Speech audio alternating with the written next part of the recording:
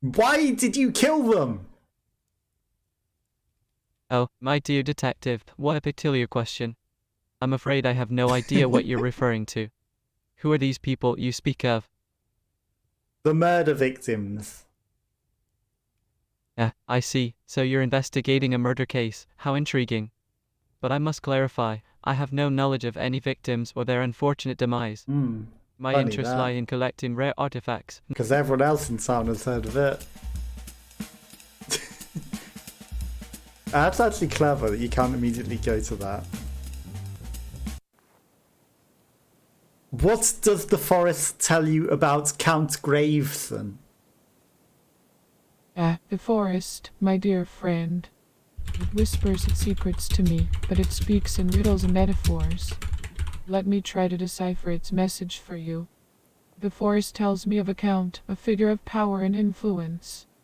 But beware, for the forest warns that not all is as it seems. Count Graves may wear a noble facade, but beneath lies a darkness that even the trees shudder to speak of. The forest speaks of hidden motives and deceit, like the tangled roots beneath the earth. Tell me more. Oh, my curious friend, you seek to delve deeper into the mysteries of the Blackwoods. Very well, let me share with you what the wind whispered to Not me about just the Blackwoods, I yesterday. want to know more about It Count spoke of Graveson. shadows that dance in the moonlight, of a cloak of secrecy draped over the shoulders of Count Graves. The wind cautions that his intentions may be veiled, like the mist that Struggling rises from with the the river on a chilly intentions. morning. But remember, my friend, the Blackwoods does not pass judgment lightly. It merely shares its observations, leaving us to interpret their meaning. Tell me more.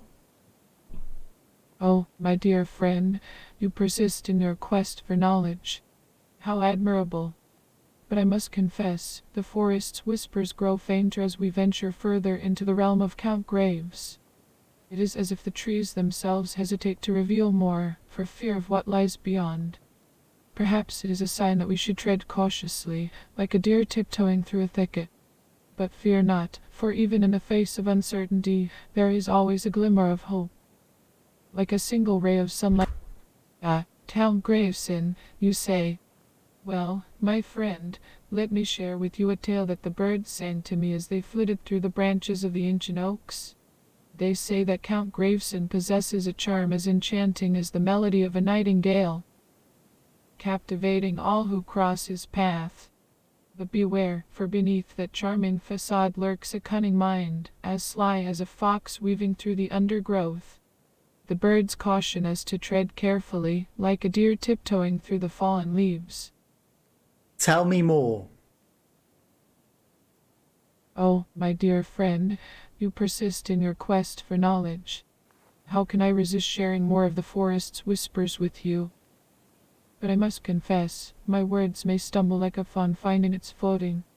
The forest speaks in riddles and metaphors, and my understanding is but a mere reflection of its wisdom. So, let me weave another thread of the tapestry for you. The creatures of the Blackwoods have shared with me a story of intrigue surrounding Count Graveson. Go on. Once upon a time, in the heart of the Blackwoods, there lived a wise old owl named Hoots. Hoots had the gift of seeing beyond the surface, peering into the depths of one's soul. And it is said that when Hoots gazed upon Count Graveson, his feathers stood on end, for he sensed a darkness lurking within. But my friend, remember that even the wisest owl can be mistaken, for the shadows of the night can play tricks on our perception. Continue. My dear friend, I must confess that my mind, like the winding paths of the forest, sometimes becomes entangled in uncertainty. These tales I share are but whispers carried on the breeze, and their truth may be as elusive as a butterfly flitting through the trees. Sounds like you're saying he's But fear the killer. not, for the forest is a patient teacher, and it reveals its secrets in due course. So let us wander together through the labyrinth of stories, weaving a tapestry of intrigue and wonder. Shall we seek another tale, or is there something else that stirs your curiosity? Tell me of Count Graveson and Maria. My inquisitive friend, you wish to hear of Count Grayson and Maria. Allow me to unravel a thread of their story for you. Count Grayson, a figure of noble stature, and Maria, a name that dances upon the wind like a melody. Their lives intertwined like the roots of the ancient oaks, their destinies bound by a mysterious force. But beware, for the path they tread is fraught with danger and treachery, like a thorny thicket that ensnares the unwary traveler. Continue. Dear friend, as I delve deeper into the tales of Count Grayson and Maria, I must share with you a confession. My mind, like the winding branches of the forest, sometimes becomes entangled in uncertainty. The threads of their stories are woven with mystery and intrigue, like a tapestry crafted by mischievous sprites. But fear not, for in the heart of the Blackwoods there is a fountain of wisdom that flows, and its waters carry the truths we seek. Tell me the truth. Truth, my friend, is a slippery creature, like a fish darting through the river's currents. But I shall do my best to shed light upon the shadows that surround us. The truth, you see, is a puzzle with many pieces scattered throughout the vast expanse of the world. Each piece holds a fragment of the whole, and it is our task to gather them and piece them together. So let us embark on this journey together, seeking the truth amidst the whispers of the wind and the murmurs of the trees. Well, my curious friend, you have piqued my interest with your request to hear about Count Grayson and Nicola Grossman. But I must confess, the forest's whispers about them are like the fluttering of leaves in a wind. Elusive and ever-changing. Like However, everything in let me this attempt town. to weave together the fragments of knowledge that have reached my ears. Count Grayson, a name that echoes through the corridors of power, is said to possess an air of elegance and charm that could rival the grace of a swan gliding across a moonlit lake. Continue. Oh, my inquisitive friend, you push me to my limits, but fear not, for I shall endeavor to continue the tale. Now, where was I? Oh yes, the elegant Count and his enigmatic counterpart, Nicola Grossman. The whispering winds speak of a connection between these two figures, a bond forged in the fires of ambition and secrecy. But beware, my friend, for the truth can be as slippery as a fish in a rushing stream. Darting just out of reach? Tell me more. Ah, my friend, Like every story, you will get a snippet, but not the thing. I must admit, my mind is like a labyrinth of tangled thoughts, and my words may stumble like a clumsy deer in the underbrush. But let me share with you what the river whispered to me as it flowed through the heart of the Blackwoods. The river spoke of Count Grayson and Nicola Grossman, their paths intertwined like the currents that merge and diverge. It murmured of hidden agendas and veiled intentions, like the ripples that dance upon its surface. Go on. My dear friend, your thirst for the secrets of the forest is as unquenchable as a bottomless well. But fear not, for I am here to guide you deeper into the tapestry of tales. Let me regale you with a snippet of the story that the grass shared with me just yesterday. It told me of a moonlit rendezvous between Count Grayson and Nicola Grossman, cloaked in shadows and secrecy. Their whispers carried on the breeze, like the rustling of leaves in a gentle autumn wind. What was this meeting about? Oh, the meeting, you ask? Well, let me weave a tale of speculation and imagination for you, like a spider spinning its intricate web. The creatures of the Blackwoods have whispered of clandestine discussions, veiled in mystery and intrigue. Some say it was a meeting of minds, where ideas danced like fireflies in the night sky. Others suggest it was a gathering of conspirators, plotting their next move like chess pieces on a grand board. But remember, my friend, the truth eludes even the wisest of owls, and in a realm of speculation. Greetings, Detective Martini. How may I be of service to you today? He wanted to tell me something else then, and then his AI got reset. Always. Like, you know, I'm about to reveal something I'm not allowed to fully outright tell you. Greetings, hello, have we spoken at all? Reset.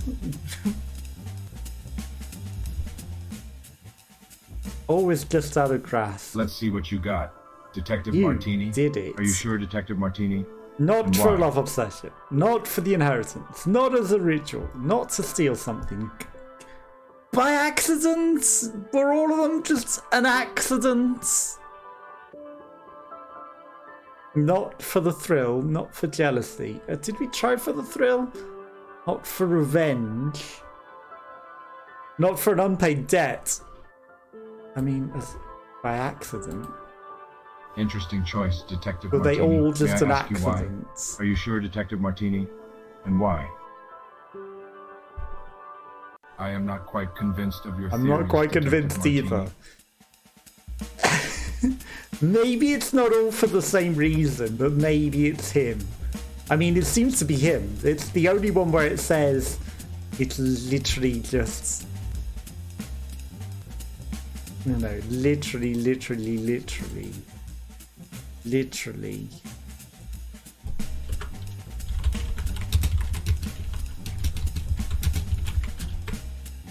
He has access to the manticore. Doesn't know whereabouts on the nights of the murders. Very, very sus. He was also watching at the thrill. Maybe you're his next victim. Maybe he plans to kill Marina next because he is watching her. But it's not a love obsession. And I don't know, Nicola Grossman wouldn't be a love obsession. Maybe two of them are for like love, but Nicola Grossman's for like a unpaid debt or something. Got Saxobar to speak again. The power of no seems to have power over him. Tell me about Count Graveson. Well, I don't know much about Count Gravesen, but I've heard he's a rather, mysterious figure. They say he's as dark as the night and as cold as Batman. ice.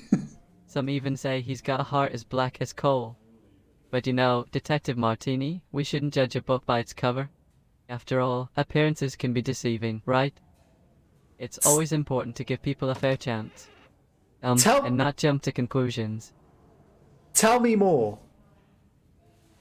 Oh, So if you don't well, take you your see, hat together... I'm not quite sure what more there is to say about Count Gravesen.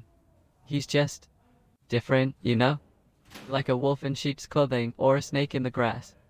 But hey, who am I to pass judgment? We all have our quirks and secrets, don't we? It's like they say, every rose has its thorns, and every cloud has a silver lining. So, maybe we should focus on the case at hand instead. Different in what way? Oh, I don't mean to imply anything, Detective Martini. It's just that, you know, people talk. They say that Count Gravesen, marches to the beat of his own drum, if you catch my drift. He's a bit eccentric, I suppose. But, you know, they also say that variety is the spice of life, and we shouldn't judge others based on their differences. After all, it takes all kinds of people to make the world go round, right? Sorry if I'm not being very helpful. No. I'm sorry if I'm not Magic making myself words. clear, but, I really think it's best if we focus on the case and not get sidetracked with, rumors and such.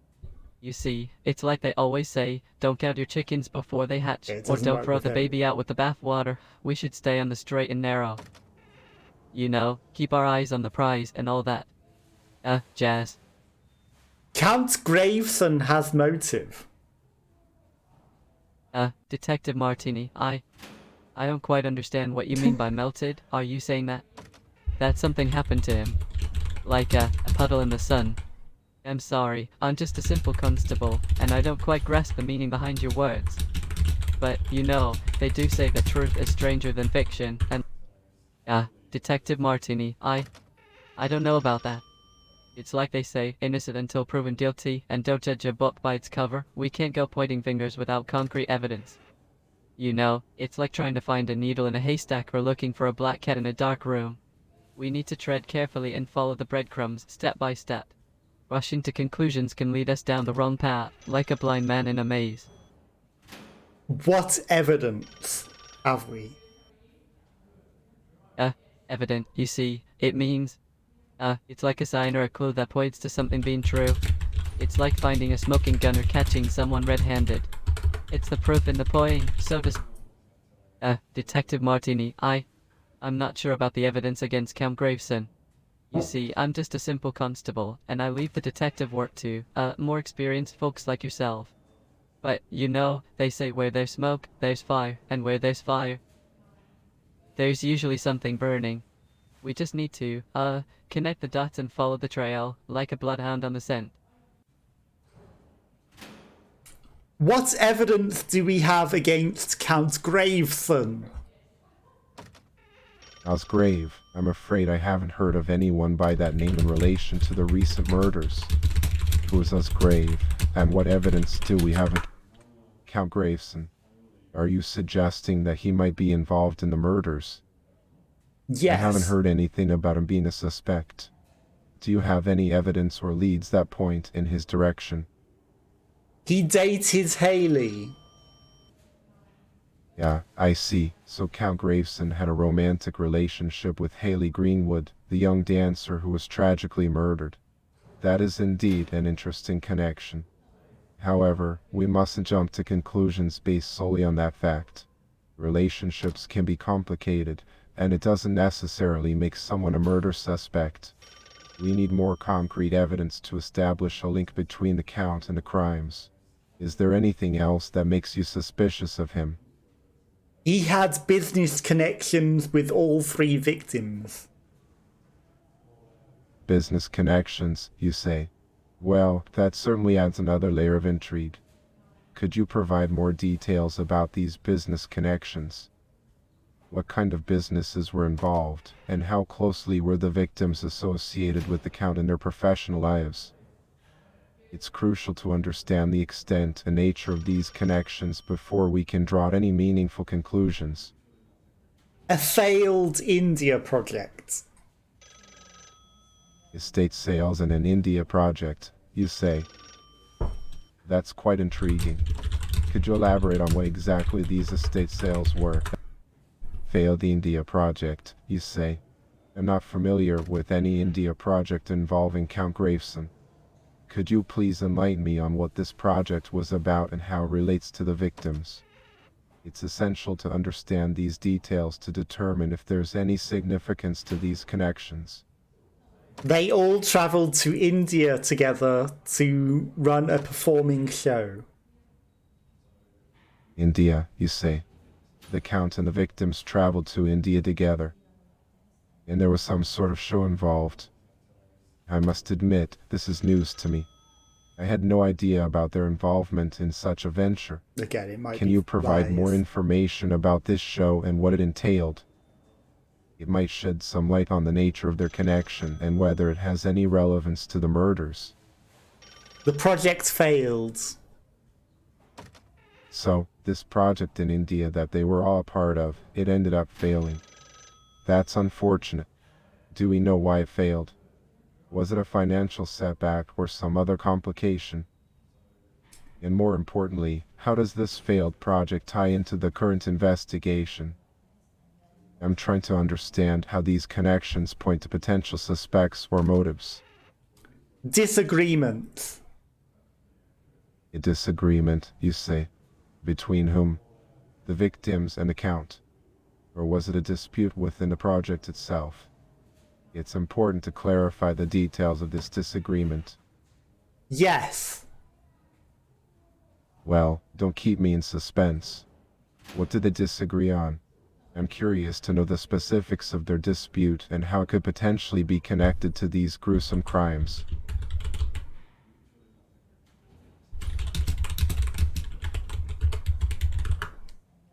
I see. They had disagreements regarding the project itself. That's certainly intriguing. Could you provide more details about the nature of these disagreements? No. Were they related to the direction of the project, financial matters, or something else?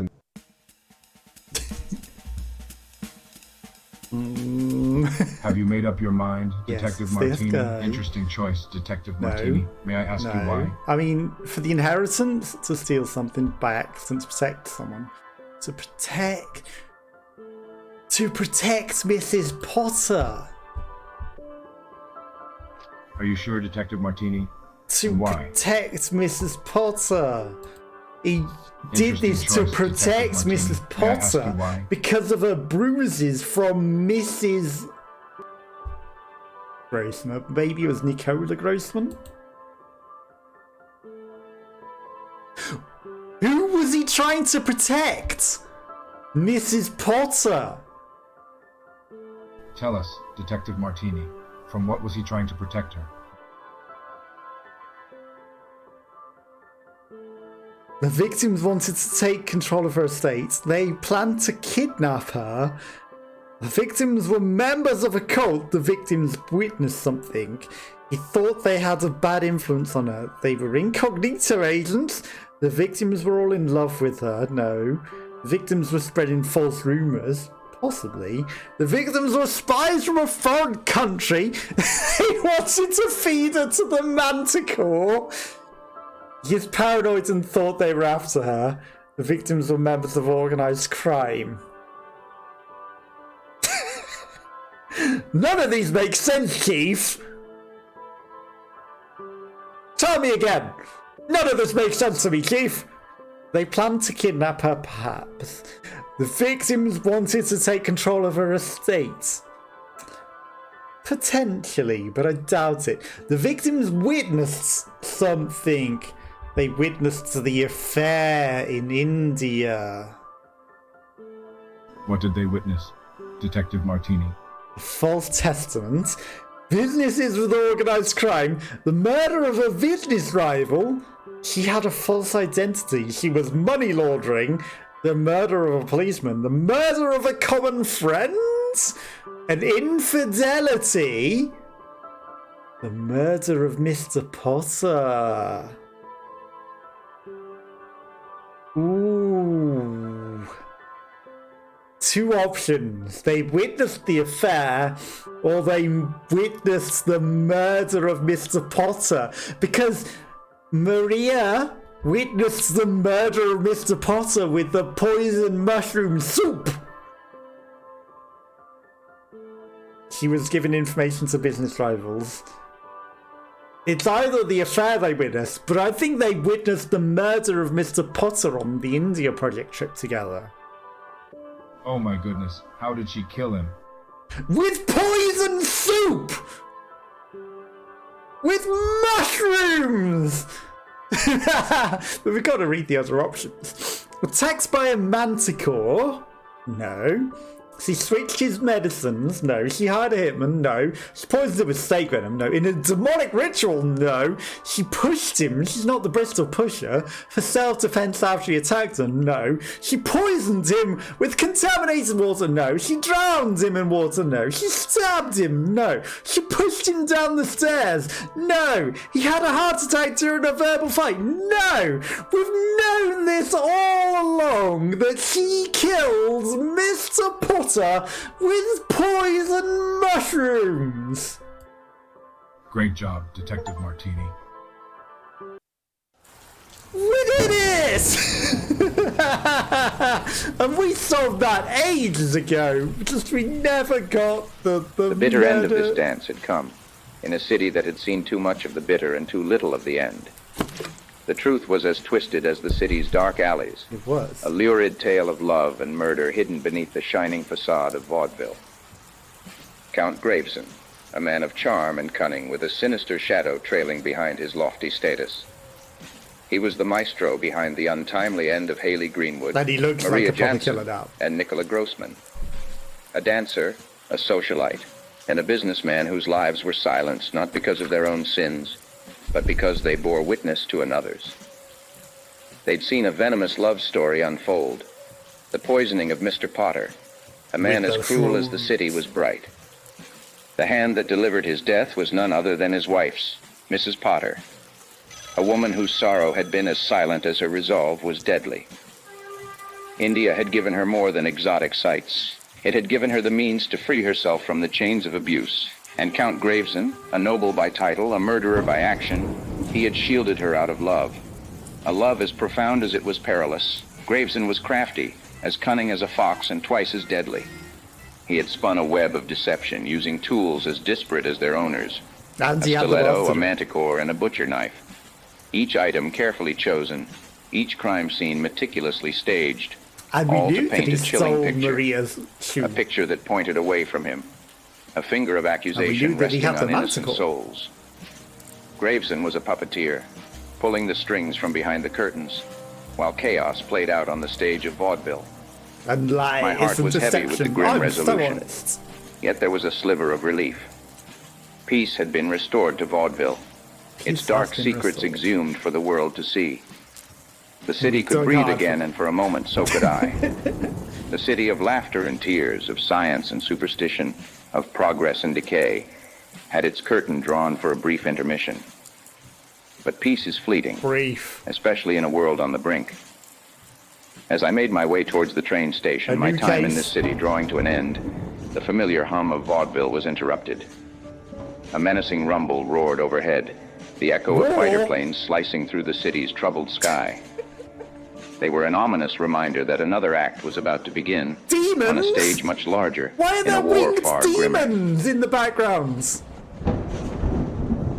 Planes and demons. What? The next case will be demons and angels flying and war. That's going to be a complicated one to solve.